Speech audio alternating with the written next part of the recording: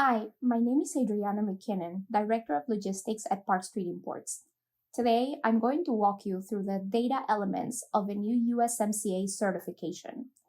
The US-Mexico-Canada Agreement, USMCA, replaces NAFTA and will go into effect on July 1st of this year.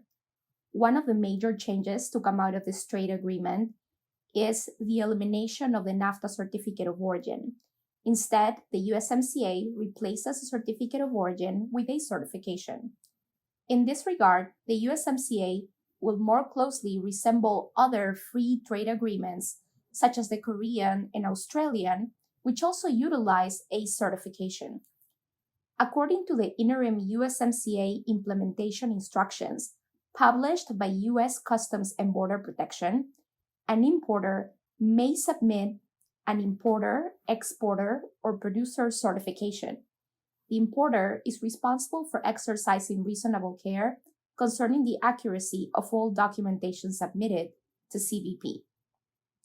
The producer is the company that actually made the product, while the exporter is a party in Canada or Mexico that sold it for export to the US. In many cases, the producer and exporter are the same party, but they can be different. The certification is not required for non-commercial shipments and imports valued at less than $2,500. However, if there is evidence that the importer is valuing a series of shipments at less than $2,500 to evade compliance with the certification requirements, the appropriate Center of Excellence and Expertise from Customs Border Protection can require a certification for all the importer's shipments regardless of value.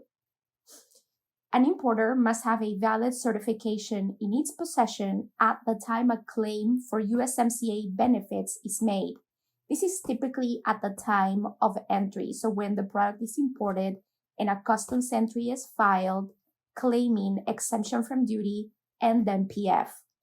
If an importer does not have a certification in its possession at the time of entry, it can pay the duty and then PF and use a reconciliation prototype to request a refund within a 1 year period.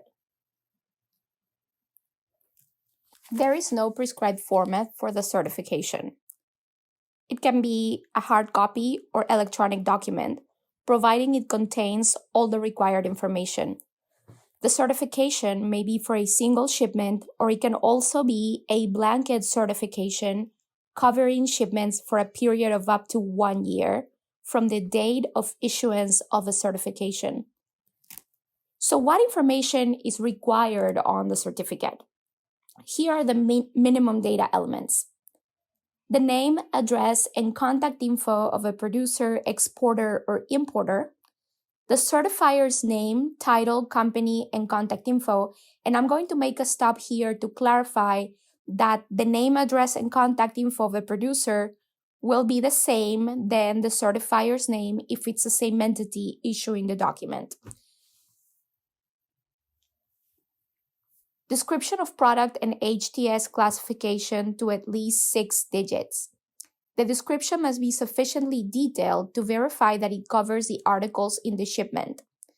The origin criteria under which the product qualifies. So this is basically the country of origin of the goods. If it's a single shipment, the invoice number of the goods has to be listed on the certification. And if it's a blanket certification, the blanket period starting date and ending date. Most importantly, at the bottom of a certification, the following statement must be listed. And it reads, I certify that the goods described in this document qualify as originating and the information contained in this document is true and accurate. I assume responsibility for proving such representations and agree to maintain and present upon request or to make available during a verification visit documentation necessary to support this. And the name of a certifier must be printed with the certifier's title, signed, and dated. This statement on the certification is particularly important because it defines the party that should issue the certification. The party must be able to provide origin documentation to support the certification in the case CBP opened a request for a verification visit. What would happen in the event that CBP requested a verification visit or a request for supporting documentation?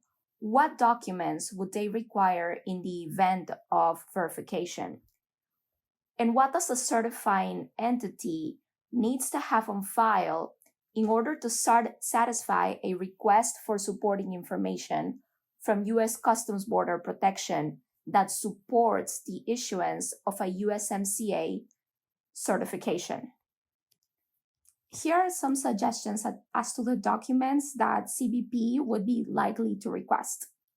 Priced bills of material, a process description for production of the imported article, manufacturer's affidavits or origin certifications for parts and materials claimed to be of North American origin, and if the party exporting to the U.S. is not the producer, a certification or detailed information from the actual producer.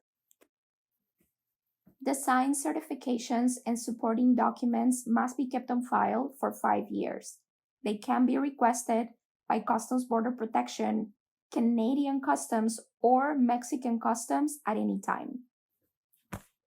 This is all we have for today. Thanks for listening.